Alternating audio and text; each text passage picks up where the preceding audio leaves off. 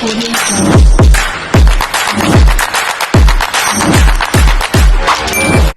that time of the year where some people are already making plans for the new year.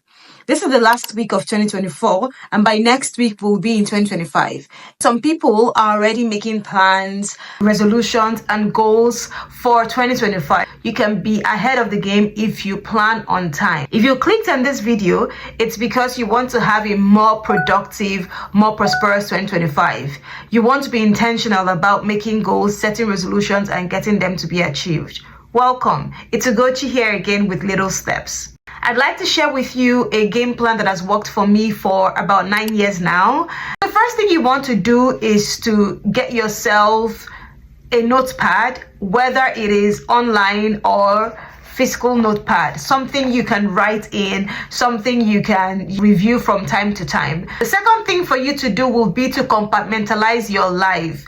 I know that sometimes we like to have a holistic review of our year and how we did, but I like to work in sets and subsets. So I compartmentalize my life into groups, and then those groups have subgroups, and I'll be sharing that with you shortly. For me, I had about 5 major groups: spiritual, physical, health and wellness, self-care, and financial.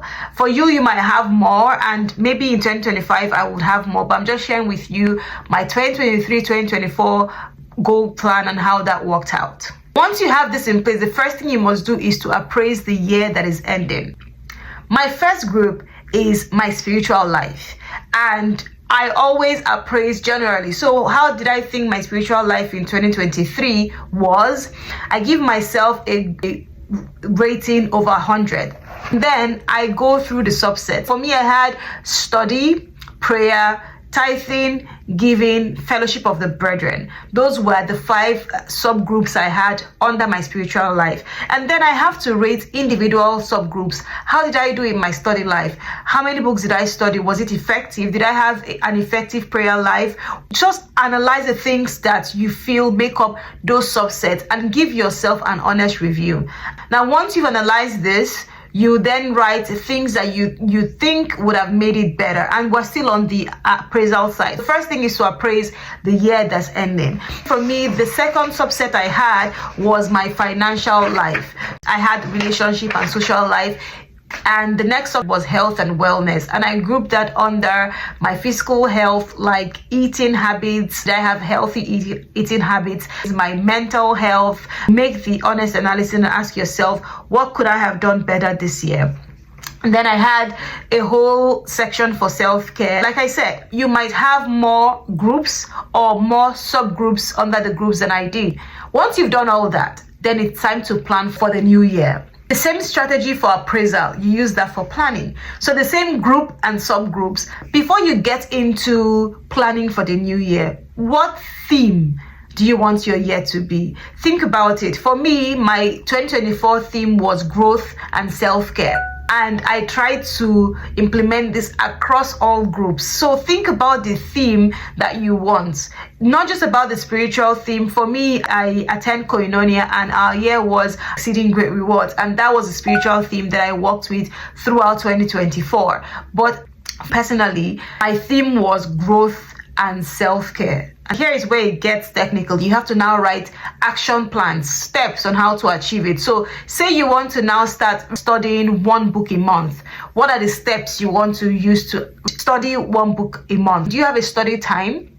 Just like you have prayer time, you should have a study time. Are you consistent in your prayer time?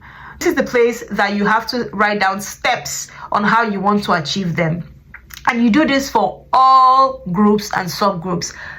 Once you've planned for the new year in the groups and subsets or subgroups, you now have to plan your lifestyle. And I always say have a daily lifestyle. For me, I begin with wake up time. What time do I wake up? I write it down. It might look like they are trivial things, but it goes a long way. So I allocate time for them. But the sweet part of this is, after writing it down, I encourage you to review it as frequently as you can, monthly if you can. For me, because I have an end of month routine, I review it monthly, but you should review it every quarter, because sometimes you have lofty goals and then at the end of the quarter, you're under pressure because you're trying to impress yourself. That's the only person you should be impressing, by the way. But when you do your review, honestly, you can tell yourself that, you know what, I'm going to change this. Personally, my daily plans are 5 out of 7 days. I give myself 2 days to make up. So if I say, for instance, I'm going to walk 10,000 steps a day, I try to do that. But I give myself the goal of 50,000 steps in a week. That way, when I make 75 or when I make 70, I'm excited. But then if I meet 50, I'm also okay. So you write out your daily lifestyle and you make a commitment to review this quarterly. And the other thing is, be accountable to yourself, but if you can, get an accountability partner, because it helps. The best thing for you to do is to get someone who will check on you at the end of every quarter. Someone who can check on you to know these goals you said you were achieving, how is it going? And also find something that works for you. I want to end this with saying that no matter the goals you achieve, make sure you take care of yourself. One question I ask people, and almost all the time, 7 out of 10 people don't have an answer with it, is, how do you relax? And I want you to answer that question for yourself. When you're stressed, do you know what to do? If you don't, it's okay. Now is the time to think about things that relieve stress, things that help you relax, because you will need that. Life is beautiful, but sometimes life happens.